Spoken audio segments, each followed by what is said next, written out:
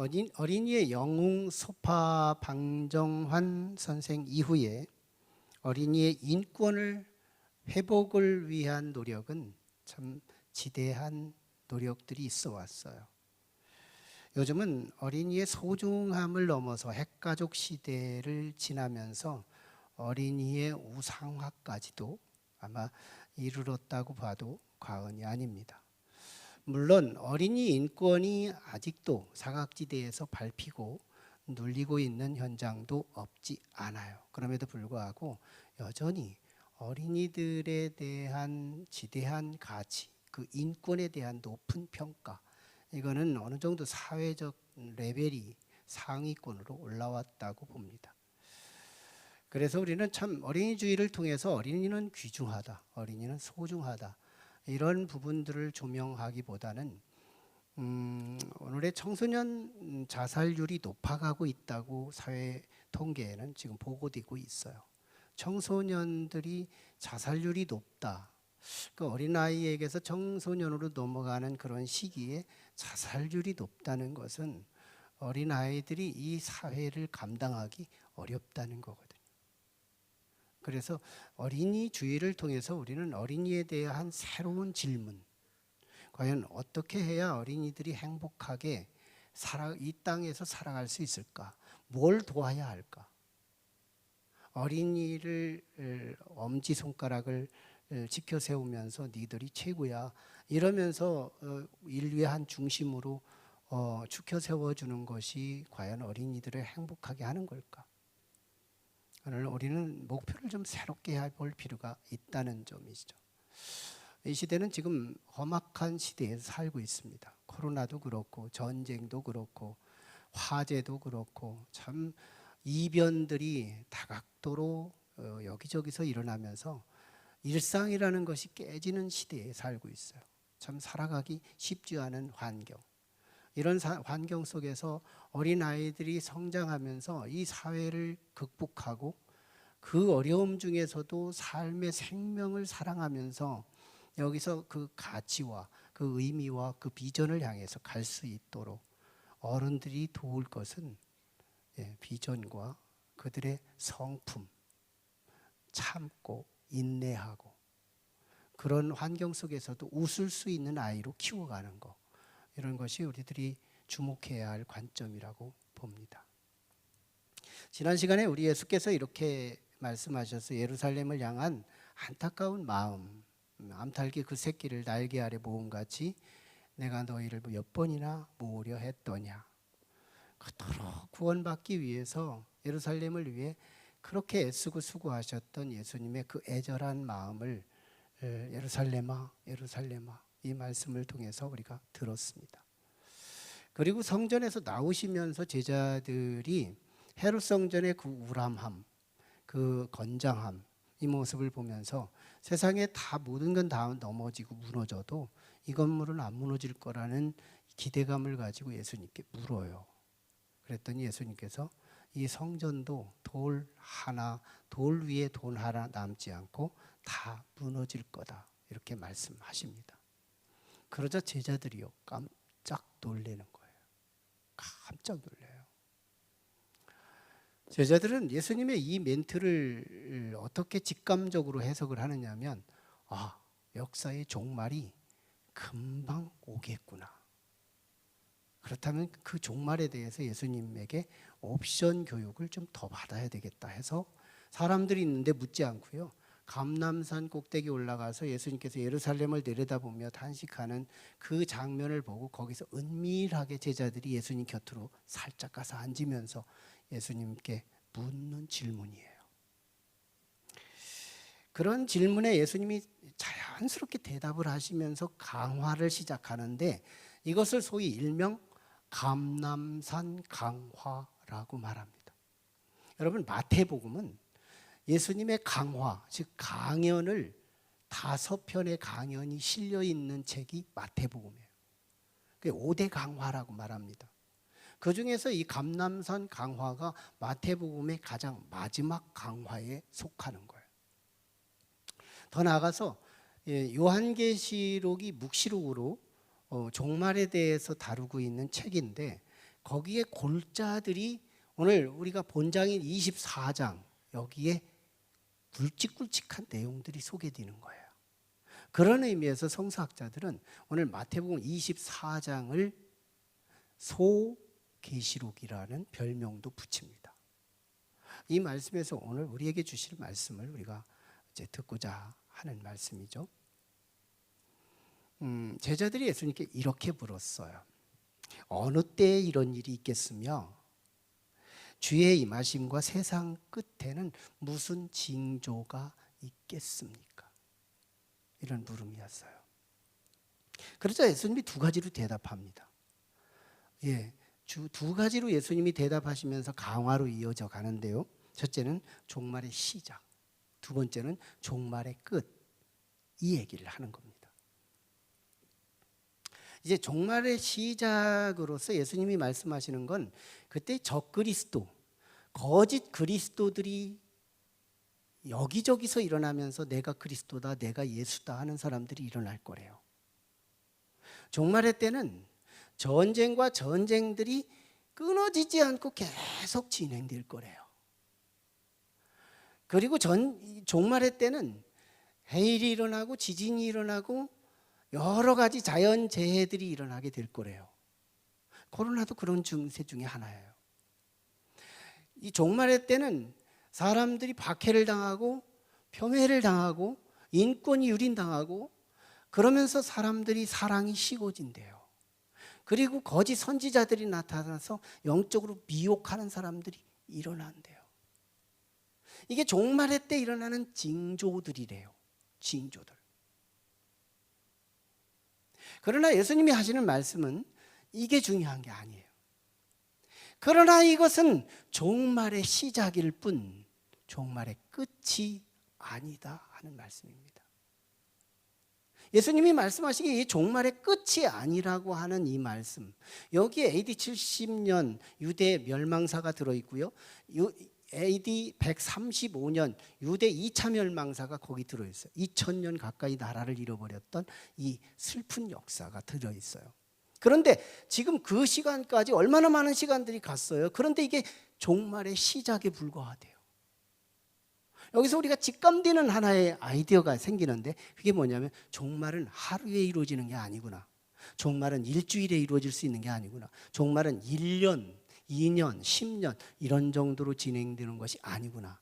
종말은 긴 텀, 기간과 함께 진행되는구나를 직감할 수 있어요. 그러고 보면요, 우리는 이 종말론이 참 많아요. 10개도 넘는 것 같아요. 뭐 시대 구문론적 종말론들이 있고, 뭐 다양한 이단 하나 있으면 종말론이 또 하나가 탄생돼요. 그렇게 성경을 보는데 그렇게 다양하게 해석을 하면서 종말론을 그려내는데 많은 종말론 이론의 여지들이 다 있잖아요. 그 중에서 우리가 가장 건강한 종말론이 뭐냐면 구속사적 종말론이에요. 이 구속사적 종말론이야말로 한 순간에 종말이 진행되는 것이 아닌 것이 확연한 겁니다. 그러고 보면 다 이 구속사적 종말론은 예수 그리스도와 만나요. 연결돼요. 그래서 구속사적이거든요. 근데 이 종말론은 하루아침이 아니라 예수님의 초림이 종말의 시작이고 예수님의 재림이 종말의 끝인 거예요. 그러고 보면 이 종말이라고 하는 이 기간은 이게 도대체 1000년인지 2000년인지 3000년인지 알 수 없을 만큼 굉장히 긴 시간을 가지고 종말론을 다루고 있더라는 거예요. 이게 구속사적 종말론이에요. 이게 성경이 말하는 건강한 종말론의 시선입니다. 자, 그런데 더 자세히 말하면 예수님의 초림이 어떻게 종말의 시작이냐? 사실은 예수님이 십자가에 돌아가십니다. 돌아가실 때 이 사건을 다시 조명하면 사람이 하나님을 죽인 사건이에요. 이거 말세잖아요. 사람이 사람 죽이는 것도 슬픈 일인데 사람이 하나님을 죽여요. 사람이 누군데요? 죄인이에요. 죄인이 의롭고 거룩하신 하나님을 죽인 사건, 이게 십자가 사건이에요. 이거 말세나 있을 일이잖아요. 사실상 예수 그리스도의 십자가의 죽음은 말세의 시작이 된 겁니다. 종말의 출발이에요.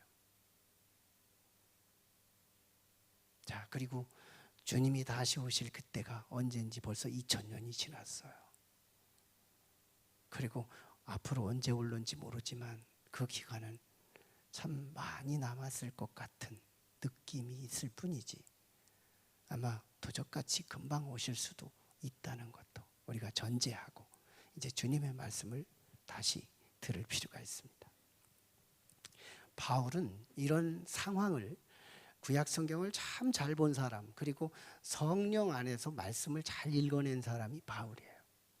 그래서 그는 빌립보서에서 이렇게 말합니다. 우리가 살고 있는 지금의 시점은 이미 종말이 시작되었고 아직 종말이 이르지 않았다. 이게 바울이 본 종말론이에요. 그래서 우리는 이미와 아직 틈새 안에 있다는 거예요. already, yet. 이 두 틈새 속에 우리가 산다는 거예요. 그래서 지금 우리는 무슨 시대에 살아요? 종말 시대에 살고 있는 거예요.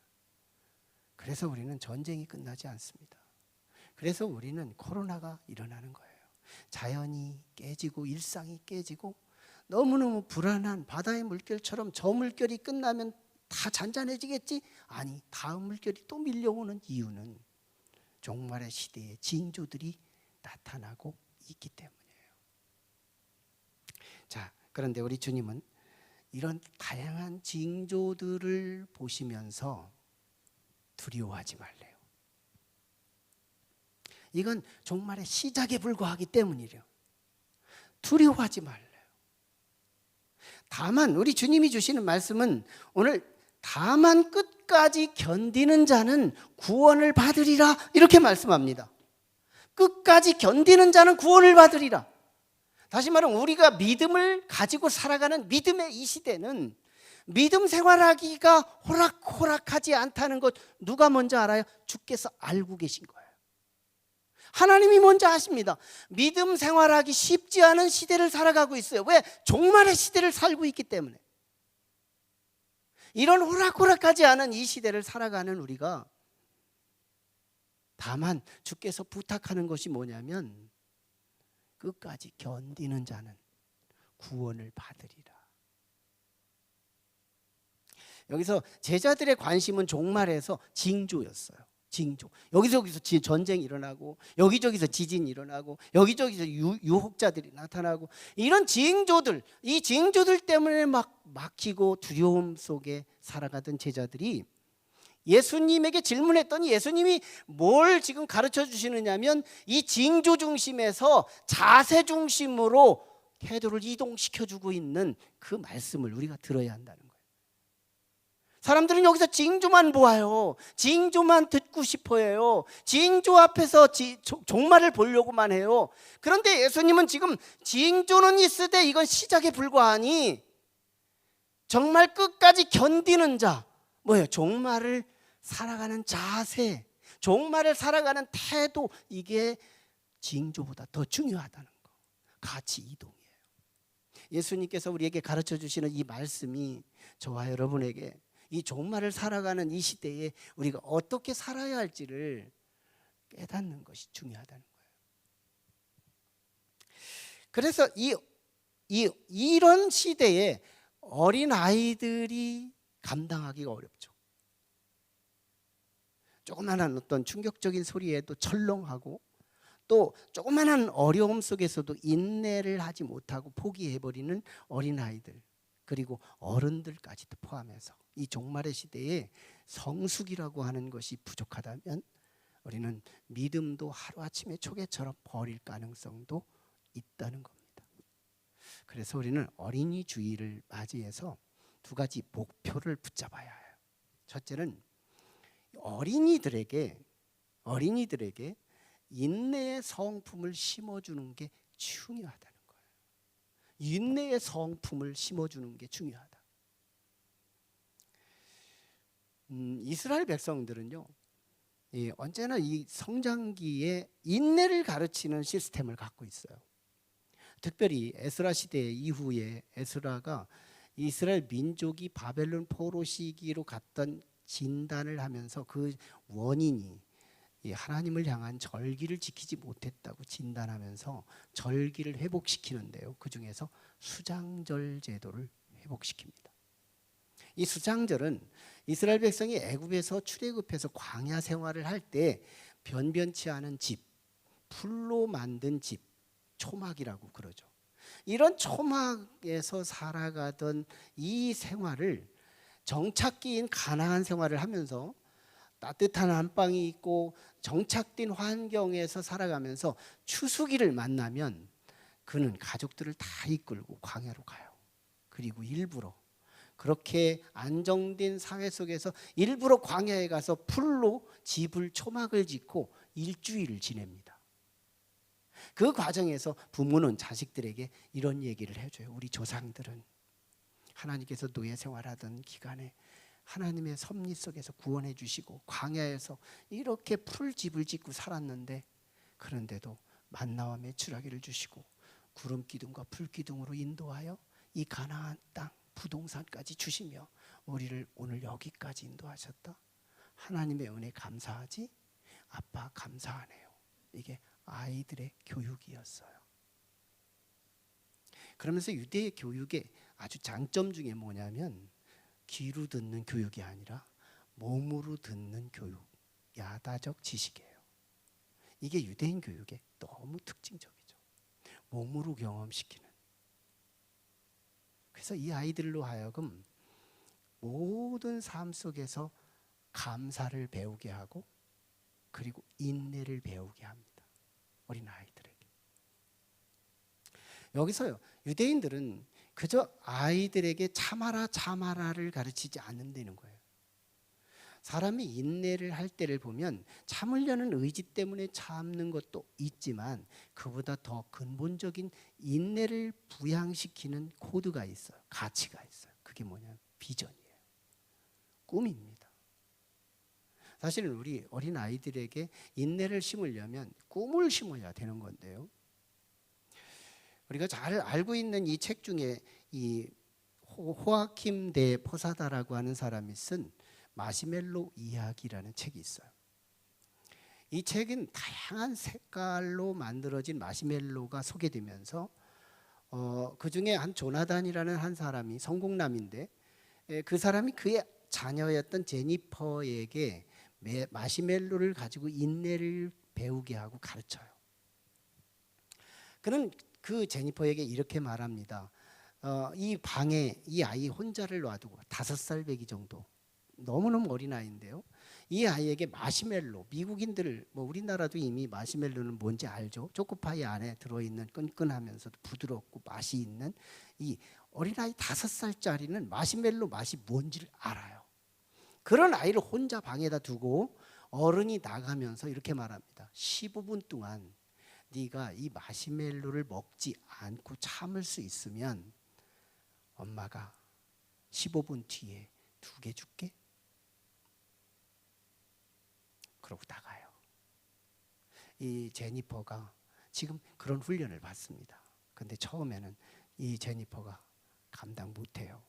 근데 나중에 시간과 함께 이 조나단이 요청하는 이 제니퍼의 말을 다 듣게 됩니다. 15분 동안 참아요. 얘가 인내를 배워갑니다. 근데 거기 인내가 어디서 나온지 알아요? 15분만 참으면 2개 된다는 비전. 이게 이 아이로 하여금 인내를 만들어내게 하더라는 거예요. 성경에서의 인내는 비전을 먼저 소개해요. 우리가 신앙생활하면서 우리가 잃어버린 비전, 연세 드신 분들은 비전이 당장 앞에 주어져 있어요.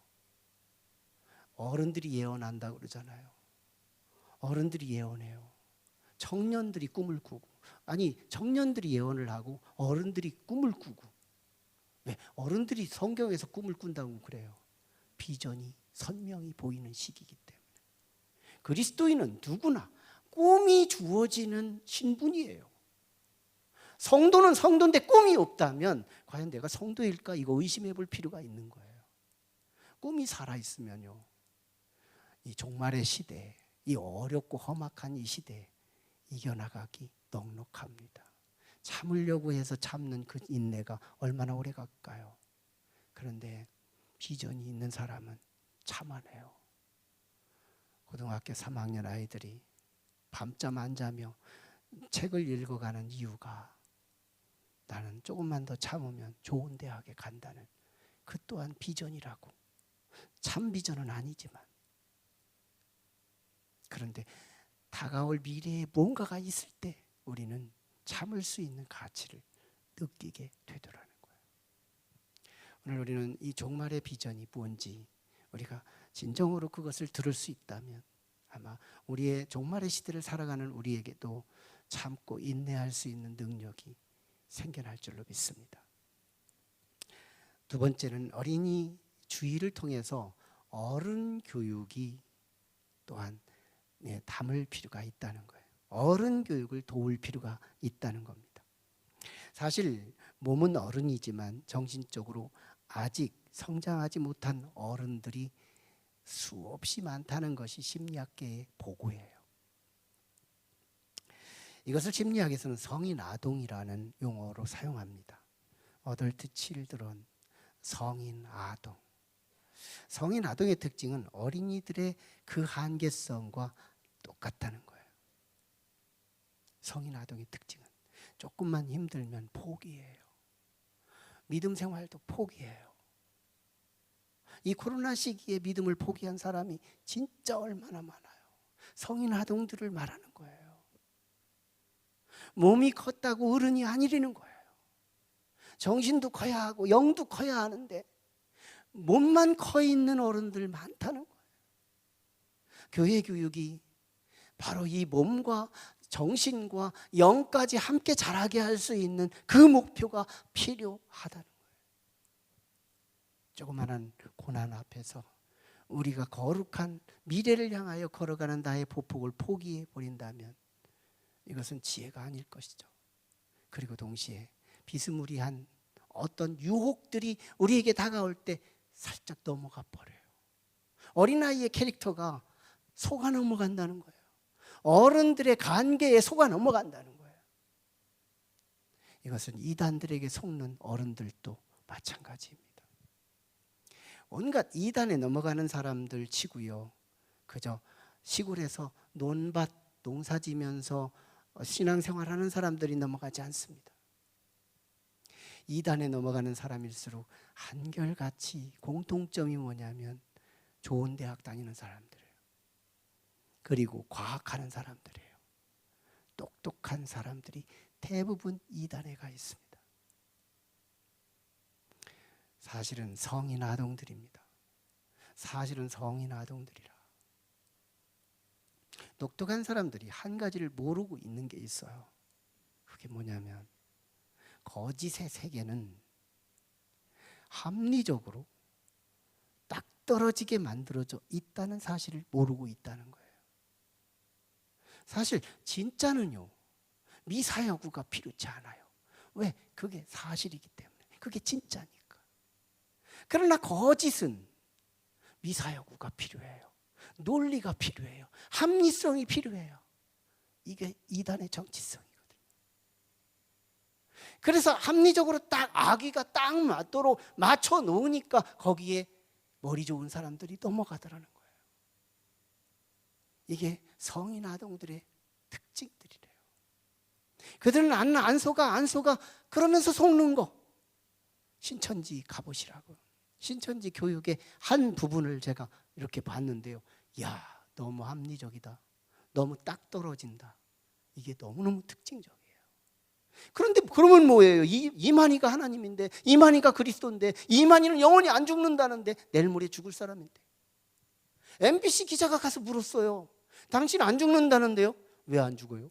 성도한테 몇 사람 가서 물어봤어요. 인터뷰했어요. 그래서 성도들이 뭐라 그래요? 이만희는 안 죽어요.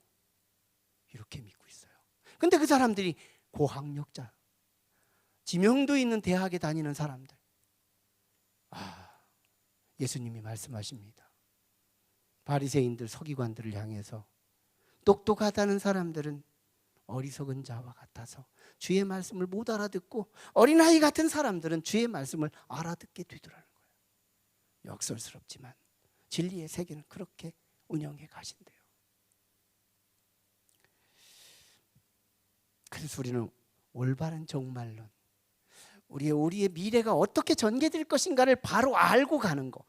우리는 가이드가 있어요. 성경이 가르쳐주는 이 말씀을 우리가 주목해서 우리의 미래가 어떻게 전개될 것인가, 이것을 분명히 안다면 우리는 흔들림 없을 것이에요. 어떤 종말론적 삶을 살아도 우리는 끝까지 견디어서 구원을 완성하는데 우리는 승리할 수 있다는 사실입니다.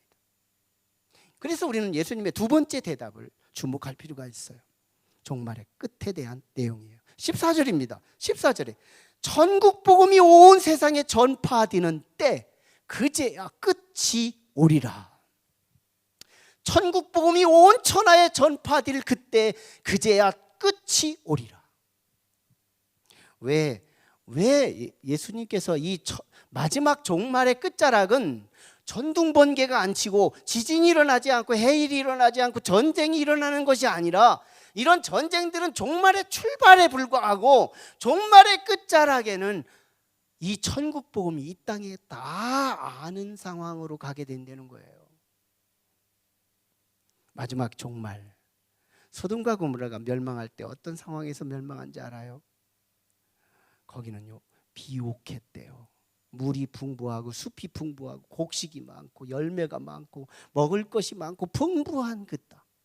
누가 여기가 멸망할 거냐고 콧방구 끼던 그 지역, 하루 한순간에 종말이 시작되는데 불과 유황이, 땅이 뒤집히면서 불이 솟아오르는 그 엄청난 심판이 임합니다. 역사의 심판은 의외로 평안해집니다. 복음이 먹히고. 그런데요, 참 저는 주님의 마음이 이해가 가요. 왜 자꾸 1000년이 흐르고, 왜 종말이 2000년이 흐르고, 왜 3000년형으로 가고 있는지 난 주님의 마음을 압니다. 주님도 모르시는 그날, 전 주님의 그 마음을 알아요. 종말을 닫으려고 하면 죄가 걸려요. 역사를 닫아버리려고 하면 죄가 또 걸려요. 저 사람을 지옥에 보내려고 하면 또 이 사람이 걸려요. 이게 하루 지나고 이틀 지나고. 사랑은 그렇습니다. 사랑은 역사를 닫는 걸 자꾸 뒤로 미뤄요. 저는 이 심정을 몸으로 알아요. 제가 모임이 하나 있는데 이 모임 중에 공동 카톡을 열었어요. 어느 한순간부터 공동 카톡에 내 모임을 사랑하는 사람이 있고 내 모임에 무관심한 사람들이 있어요. 그래서 이 사람들을, 무관심한 사람들을 내가 어떻게 처리해야 될까 하고 계속해서 관용합니다. 이 사람이 언제 회복될까, 언제 바로 설 수 있을까 하고 기대하면서 시간을 줘요. 그래도 미동도 없어요. 그런데 내가 그런 공동 카톡을 다시 개설할까 하려고 하다 보면 이분이 또 걸려요. 그래서 또 지연합니다. 그러기를 3년이 지연돼요. 그런데 이번에는 공동 카톡을 바꿨어요. 바꾼 이유는 속의 사람들이 가끔씩은 빠져나간다는 말도 없이 공동 카톡에서 쑥 빠져나가요. 저들을 그냥 두면 나만 상처가 아니라 이 모임을 사랑하는 사람들이 다치겠구나. 이게요, 공동 카톡에 우리 셀그룹에서도 빠져나가는 우리 성도님들 조금은 세상이 알고 있는 도덕 정도는 배워야 할 필요가 있어요. 사람이 돌로 때려서 치는 게 아니고 오늘의 현대 문명 안에서도 우리는 돌 없이 사람을 치는 게 많습니다. 팡팡 빠져나가면서 인격을 무시하고. 그래서 우리 멤버들, 이 모임을 사랑하는 사람을 지켜야 되겠다. 그래서 결단을 내리게 됐던, 저는 주께서 다시 오실 그 종말의 끝자락에서 왜 1000년, 2000년, 3000년을 지나게 하실까? 그 심정을 이해합니다. 여러분, 역사의 종말에 한 특징적인 것이 하나 있으니 그게 바로 적그리스도의 출현이에요. 이 적그리스도의 출현이 어떤 걸 의미하느냐? 예수 그리스도가 역사의 유일점이라는 것을 증명하는 겁니다.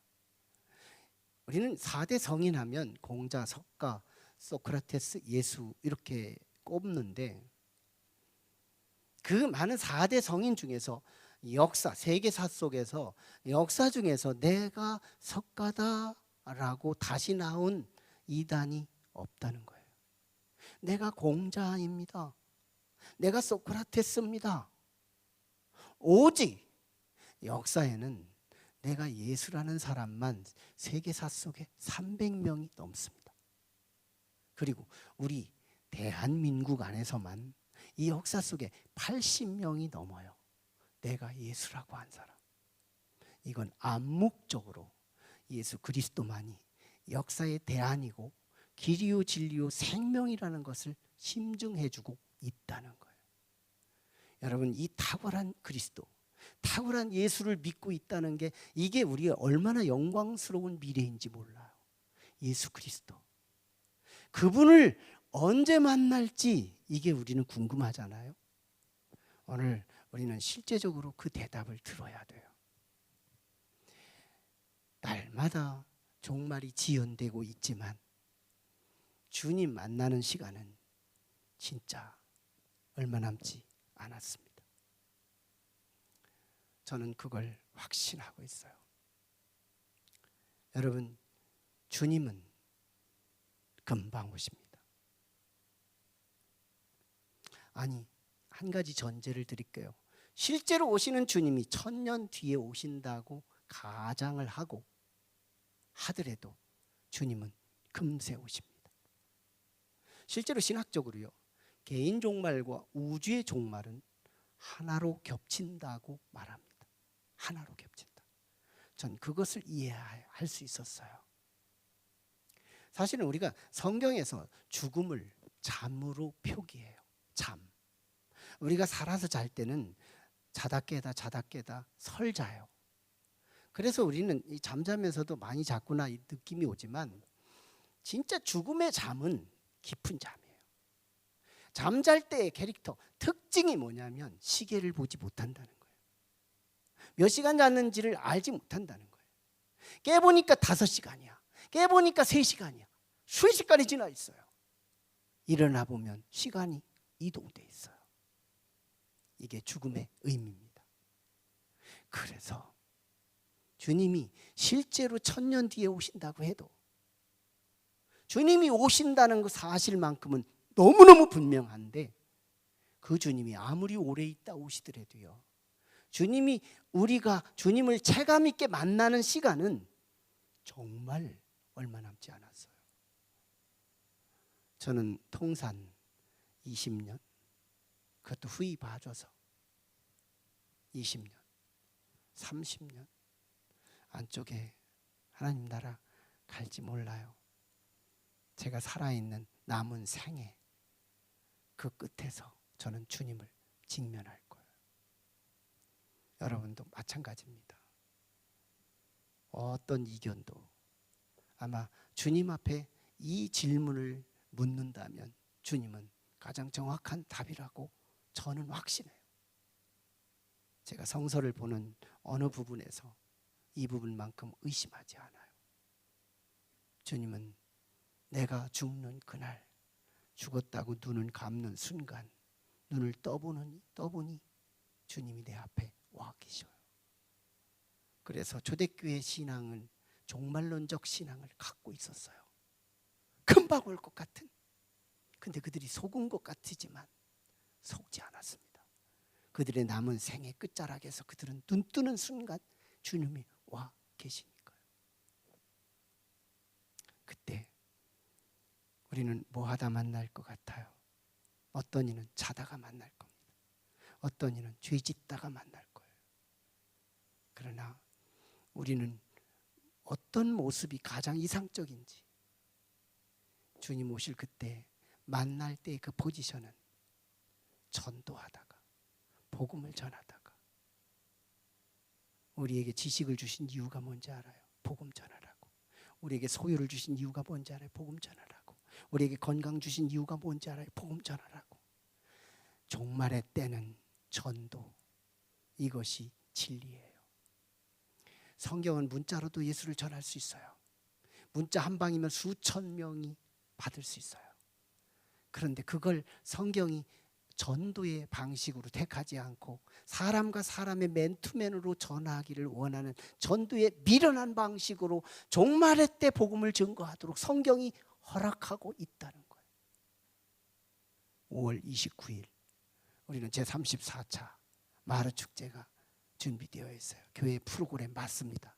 사람이 만든 거 맞습니다. 그러나 하나님은 사람을 통해 역사하세요.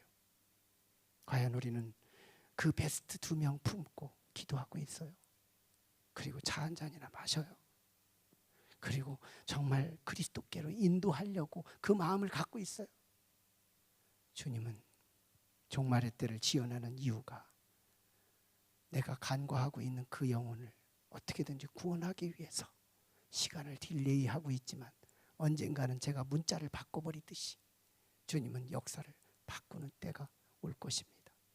그때 내가 전도지를 꺼냈는데 주님이 오시는 거예요. 아마 이런 사람은 사법고시 합격자의 영광보다 대통령 당선자가 얻는 그 영광보다 더 큰 면류관과 영광을